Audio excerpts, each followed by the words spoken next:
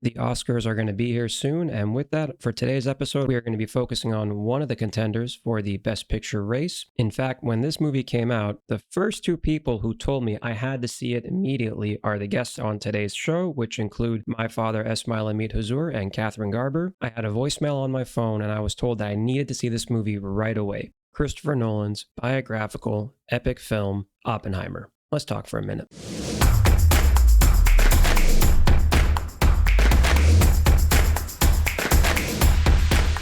For today's episode, I really appreciate this. We have Catherine Garber and we have my father, Esmail Amit Huzur, and we are talking about Oppenheimer. So, first of all, thank you both for agreeing to do this. I really appreciate it. Of course. No, I truly enjoyed the movie so much that I've seen it twice so far. Kathy, I remember you were saying, see this one, and I'd love to talk to you about it and hear what you think about it. It's it was one that you enjoyed.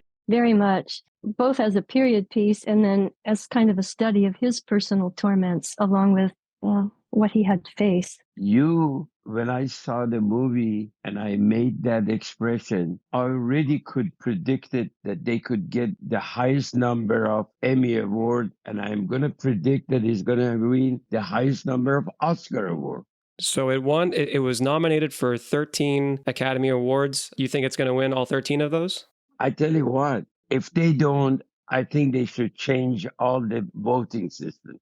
I'm definitely with you on that. I haven't always agreed. I think a lot of people haven't always agreed with how the Academy has voted in the past, for sure. One thing that I like to do, just right out at the top, give our score out of 10. And then after mentioning the score, I want to get your feedback on more details, kind of fine tuning that score, a little bit more. And I'll give mine last. I definitely want to hear, from you two, of course, first. Kathy, out of 10, what would you give Oppenheimer? I would give it a 10. Okay. And what would you give Oppenheimer? If there is such a thing, I want to give 11 out of 10. Wow. Christopher Nolan, I hope you're listening, man. Also, a 10 out of 10 for me, at least. I really liked this film. Now, I have a couple of questions kind of breaking down some of the pros. And then if there are cons, again, we can go into that too. But considering our scores, I'm going to be very curious to see what cons we can come up with. For the pros, Kathy, when you think about the movie now, what are some things that kind of stand out that make it memorable for you? Well, although I've heard a lot of criticism of the length of the last part, the two hearings, I thought those were essential because it showed the frustration. He had no chance to prevail at the one for his security clearance. It was already decided politically, and the fact that he was had negatives against him, like past, not even association with communism, but checking it out early in his life at the time when he was seeking intellectually, when he was young and he first met all the people that became influences on him later. So I thought the last part was really important, although it was long, but I thought it needed to be that long to do justice to the frustrations of the hearing. It reminded me of people saying also that it felt like it was two movies in one, the development of the weapon and then the hearings and the trial part of it. And some people complained about that, but I loved it. I felt it added something to the movie. It made it very unique. You guys touch base on it. To me, any movie of beyond 2 hours, it becomes difficult to see. But the beauty of this movie, that from the beginning to the end, including development of the bomb and then later on for his security clearances, it was so spontaneous and so connected that I literally felt the whole movie was less than half an hour. That tells me, number one, was well defined, and execution of it was superb. So how do I define it? I think I felt, especially second time when I saw it, that why and how the director had to show from the beginning to the end to bring the whole story to the audience. I'm definitely with you both, on these points. Two things with this movie for me. One is the pacing. It really is incredible that you have a movie that is, as we said, 3 hours in length. And then it seems like none of us looked at our watches during this movie. I think because if you get a movie that's more than 2.5 hours and you get people who are not looking at their watches, that's really an incredible feat. One. The fact it's a very talk-heavy movie. That's another incredible thing that like keeps you engaged despite the fact it's a very talk-heavy movie. And then the other thing is that this is one of those movies where I don't feel like any cast member was wasted. Whether they had a large role and a lot of screen time or a very little bit of screen time, everyone was used wonderfully. I'm glad that Cillian Murphy's getting a lot of attention for, like Best Actor, Downey Jr., for supporting actor. I do think, though, that there's one actor in the movie that it's kind of a shame that this person is not getting more praise and attention, and that would be Emily Blunt. I thought she was amazing, absolutely amazing. Again, everyone in this cast was terrific, but her scenes, especially when they're in that testimony part of the movie, Yeah. she was so great. I wanted to ask you both, what did you all think of the music? It's funny that you say that. One of the things that it really kept me tuned into the screen was the music. It was so beautifully done that not only reflected the intensity of moment, but it was so right for the spot, whether it was a drop in the bomb and then or intensifying excitement during celebration. It was superb. This composer, Ludwig Göransson, several times now that him and director Christopher Nolan, have worked together, and I think that they make a good team. But Göransson, even when not working on Nolan movies, he's becoming this amazing composer that just I think every director now wants to work with. He did the Black Panther scores as well, and he also did the first two Rocky spin-off movies, Creed 1 and Creed 2. I really do hope that he gets the Oscar. You know how much I love music and soundtrack. Yeah. Please do let me know whatever this guy has put the music on. It looks like he knows what he's doing. And to listeners out there, just one thing you've heard me say on several episodes is that I am obsessed with soundtracks. I think you now know where I get that from. I mean, just it's no, seriously, like, and I mean that, music plays such an important role, whether it's the inclusion of it or even sometimes the lack of it. Sometimes that serves a purpose too. But here, like that moment of silence in the movie. Right? Like when he's going up to the stage as people are clapping for him, do you mean? Or which moment are you referring to?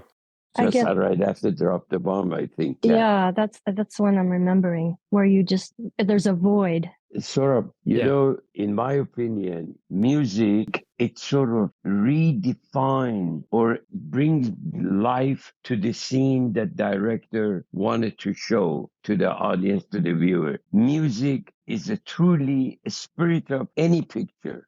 I'm with you on that 110%. Absolutely. Like it, to me, is one of the most memorable parts of this movie for sure. Now, I have another question too. So this movie was very successful. It made just under $1 billion at the box office. I'm curious if you think that the movie would have been as successful if two things were different. Not about the movie itself, but about the release of the movie. If this movie came out at another time besides summer, that's the first condition change. And the second condition change is that if it wasn't coupled with Barbie for the event that became Barbenheimer and all the promotional material and events promoting that went up to the release of these two movies, do you think it would have been as successful?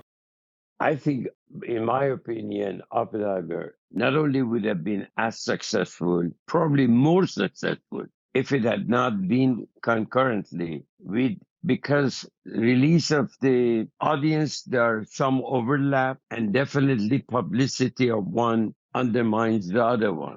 So my own personal opinion is, had it not been concurrently, it would have had much more ticket sale than what it sold. Okay. And Kathy, what about you? Do you feel that it would have been any different?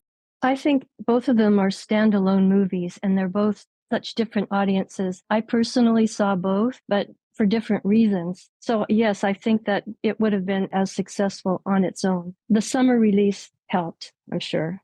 Here, I wanted to say not as successful. I want to say it would have been more successful had it come on its own. Now, the reason is some people, they may want to go to see a movie. Now, since they were released at the same time, they probably made a choice. like me, I made the choice when to see Oppenheimer, and I didn't see Barbie. And there are some people that see Barbie and do not. But in my personal judgment, Oppenheimer, because of his subject, because of his word of mouth of execution, as well as the music and other topics, it could have had much higher ticket sale than what they did. Okay. Now, I feel that the summer release date and the coupling with Barbie played a very big role. And the reason why is because, not necessarily because of the movies themselves, actually. I think it was that last year, even though, we're talking about the summer of 2023, it's 3 years after COVID and the lockdown started, the industry is still recovering from the effects of COVID, and audiences are still slowly trickling back to theaters. And I think an event like this was used to hype up just the movie-going experience. So I do think the individual films on their own were both excellent, and yes, for different reasons and perhaps for different audiences. But I do think that it was an opportunity that was created and seized. I commend Warner Brothers and Universal for a momentary truce, and also the theater companies for a momentary truce, and just focusing on trying to save the industry. I still think the industry in a lot of ways is unfortunately shrinking, but this was definitely an outlier event. It definitely made the year for all parties involved. It's interesting. No wonder you're such a smart marketing man. Now I realize to have them together probably did a good job. I bow to you. That's true. It's kind of you to say that. I appreciate it, but I really think also that there was I don't know. This is wishful thinking on my part, but I think people missed going back to the theaters, and if you could make an event out of it, you know what I mean? And you had this two-parter event, then people would be ready and willing. Also, I do feel like that the materials that were put out to promote the movies and the event, they made people aware and ready that, like, okay, you're seeing two very different movies. One's going to be very serious and very intense, and it's a long movie. The other one is lighter, but it's also social commentary. It's also a satire. I felt like you went into it knowing what to expect, which made it a lot more of a satisfying experience. I think your comment is so correct. You should send it to all the CEO of the movie industry. I appreciate that. And I'm going to be very curious to see after all of this, by the way, like if Christopher Nolan goes back to working with Warner Brothers. They worked with him. I mean, he worked with them for most of his career. They gave him his career in a lot of ways. But when Tenet came out, what happened was it was right when the lockdowns were in place. HBO and Warner Brothers were releasing movies at the same time, like on TV and in the theater at the same time. Directors hated that, and Nolan really hated that and refused to do that, and also wouldn't even be willing to push his release date. For Tenet. Tenet didn't do well at the box office. Nolan still hated this decision that HBO and Warner Brothers made for other directors in their films to be released day and date. So he said, okay, for the next movie, I'm not working with you guys. And then he developed Oppenheimer. Universal gave him a $100 million budget, carte blanche to do whatever he wants as long as he stays within that budget. And then now he's probably going to get all these Oscars, well deserved for sure. But I think if he wins Best Director and or Best Picture, he's never coming back to Warner Brothers. I'm going to be very curious to see what happens there. For the cons, though, if you had to imagine what some of those reasons were that people wouldn't like the movie, what would you say those reasons are? I think for me, the only negative I can think, first of all, I thought the casting was pretty much perfect, but some of the smaller characters, not smaller in the story, but smaller in the movie, like Edward Teller, people like that, I would have appreciated a little more background on who they were. I mean, they were hugely important in the history and the story, but you had to sort of know who they were to understand their importance, especially at the hearings when people's loyalties wavered and changed. I already see lots of people, they criticize being too long. To me, the way, even though what Kathy indicated, some of this could be explained, I don't consider it as a con, because then it would have been probably much longer. I really think there is minimum, if any, the only thing that I would have said, clarity of some of the pictures and the stories. For instance, during testimony or during the college days, bringing those together, I could see the spontaneity that it was really turned me on to or hooked me to the screen. But at the same time, obviously, I missed some of the point because it was not explained as Kathy indicated. I would say, yeah, I could imagine that maybe 3 hours, even with a great movie, could be a challenge for viewers. I would hear people say that part of like where it felt like two movies put into one, where again, the development of the weapon and then the, consequences and testimony and court side of it. I think that also is kind of like a subjective thing. I still felt it worked just because, again, this movie had this intensity this whole time that I really love, but I get that might not be for everyone. Some people might say, okay, it might push this message of the military industrial complex. I think the whole point of the movie is to show that Oppenheimer afterwards was like, okay, what have we done? Now we've started this new age, and it's a kind of a horrifying idea. Yeah, I agree. He even said, I have blood on my hands now, when he saw how effective it was. But then no one would listen to him. I mean, I remember the part where Truman said, don't let this crybaby come back again. And again, Gary Oldman, only in there for like a few minutes, just wonderful, wonderfully done. Yeah. Or, how Oppenheimer and Einstein talk at the beginning and end, the same thing. Like, I feel now what have we started and all of that. I don't know whether you want to consider it as a con. In anything that is developed, it has positive impact, from electricity to atomic bomb to vaccine. It has positive impact and negative impact. It's really up to policymaker, decision maker at the time to hopefully use a better judgment. Yes, atomic bomb and the way that it was treated, it was a con, as Einstein and Robert Oppenheimer, they reflected on. But that's reality. That has been ever since from the birth of the mankind. Decision or creation, invention, it has two implications, positive and negative. But the personal bravery of him going ahead with the project when he had such doubts, and even Einstein, and he agreed that there was no way to predict the outcome. The best they could say was near zero, and that would just have to be good enough. But he took pride in doing it, and he took pride in doing it right and before the Germans. So, he threw himself into it. And further, I know the Hiroshima and Nagasaki disaster had made a permanent impact. But don't forget, creation of atom, and it has helped so many patients in medical field. So therefore, we have never talked about that. I believe that if it really put the accumulation of positive impact of this invention, has been phenomenal. Yes, it had those negative and disastrous, and God forbid, it still is an open case. I want to get back to something, Kathy, you had mentioned there was a line of near zero, and there was Oppenheimer, but also the character played by Matt Damon. Mm-hmm. And I just got to say, 2023 was a great year for Matt Damon. He had both movies Air and then Oppenheimer, two absolutely fantastic movies. Yeah, what a year for that guy. I just got to throw that out. One more positive as well. This movie, another unsung hero of this movie is a crew member named Jennifer Lame. She is the editor of the movie. And I think the editing absolutely added to the pace of this movie. It brought a whole different energy. I don't know how many times I've watched this movie already. I have kind of a complex outlook on director Christopher Nolan. As a person, maybe don't have a very high opinion of him, but as a director, he is very talented. There is absolutely no denying that.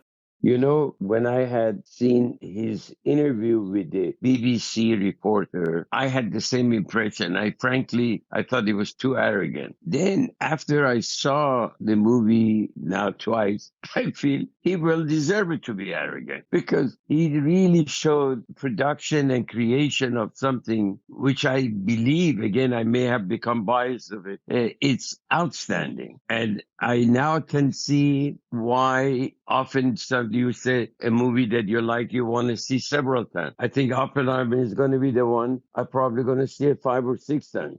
So now I just want to double check. Are we each holding up the same scores that we said at the beginning? Can I go higher than 11 out of 10? Christopher Nolan, I hope you're listening, man. I'm telling you, that's a strong endorsement. Kathy, what about you? I still give it a 10. Give it a 10, yeah. And I still stand by at least 10 for sure. You explanation of why having Barbie and Oppenheimer together had helped audience to come to theater. Now, appreciating your clarification, you remember I was reluctant to go to theater after COVID. Now it's truly it was the forces of the beauty of movie like that and the audience getting up the Barbie. Probably this is exactly what I mean. Even it persuades me to go to theater to see it more often too. Excellent. And that to me is mission accomplished right there. I hope that trend continues. Now, I'm going to mention a few of the nominations, and I just want to see if you think they're a lock win or you think if they have some challenges to them. For the soundtrack, Ludwig Göransson, do you think he has it or do you think that there'll be any competition for him? I think competition, they better throw the towel. Kathy?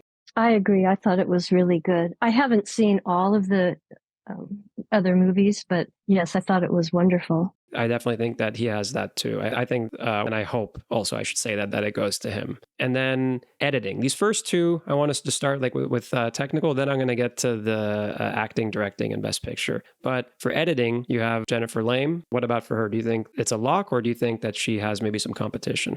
Well, I don't feel qualified to say. I did see Killers of the Flower Moon, and I thought that technically that was great also. Honestly, I feel the same way.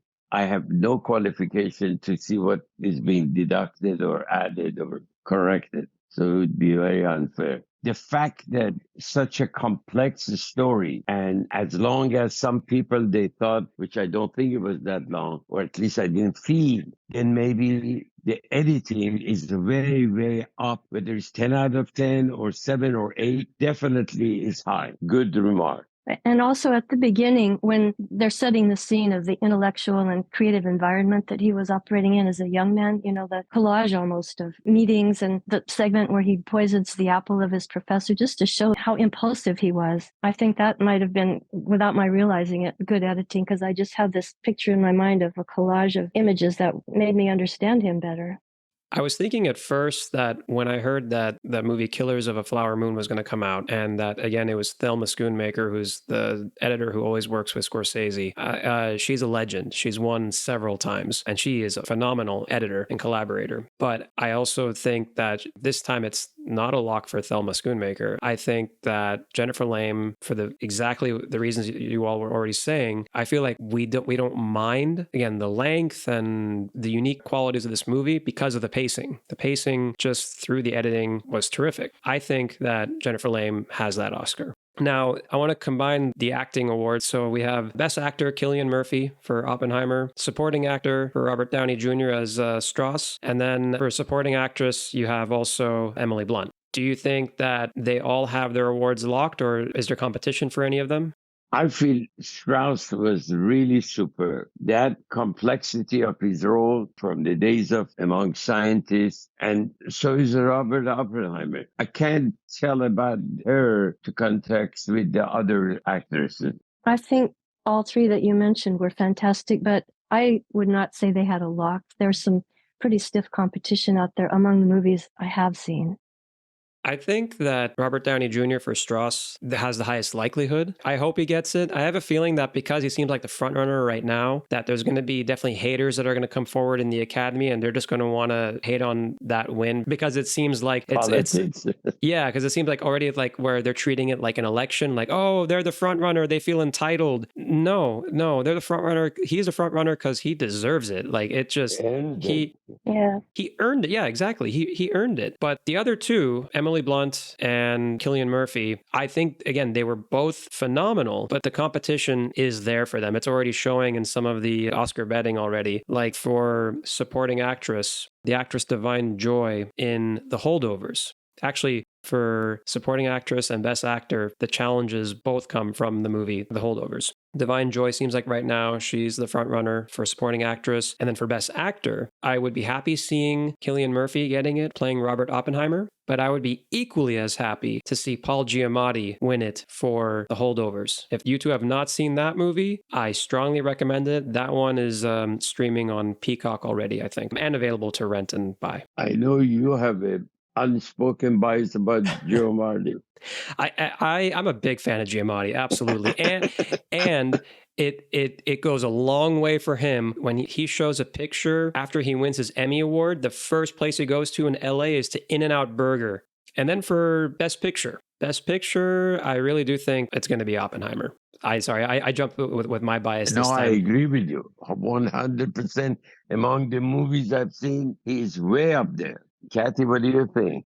Well, same answer. I think it was fantastic and would be great if it won, but it does have competitors that are worthy, in my opinion. The other film that right now, I think the next best film, actually, sorry, not the next best film. Oppenheimer is a great movie. You've heard me like sing its praises right now, but a movie I actually liked even more, believe it or not, was Anatomy of a Fall. But I think Anatomy of a Fall, as we get closer to March 10th, the Academy Award date, I'm going to be curious to see if its polling increases in its favor. We'll see. I haven't seen it yet. I don't think there's any other movie. I know people might say Barbie or The Holdovers, actually, especially The Holdovers, and maybe, but I still think the really cool job that Anatomy of a Fall did with storytelling is some next level stuff.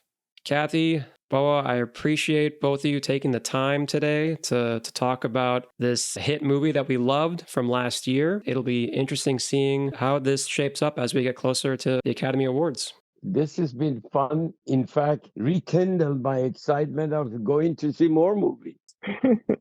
I love hearing that. I absolutely do. We have to do this again for sure. We'll have more opportunities to do more of this soon. Thank you so much for the opportunity. Thank you, Saurabh. I want to thank my father and Kathy for joining on the episode today. We're talking about the Oscar Best Picture frontrunner Oppenheimer. This movie is truly remarkable. It is amazing that a movie that is 3 hours long, that is very talk heavy, and being about a very, very controversial topic, still having it being a reviews and box office smash. This movie will be streaming on Peacock starting Friday, February 16th. It is available to rent and stream now on all platforms. I do hope you check it out. Let me know what you think, and thank you for listening.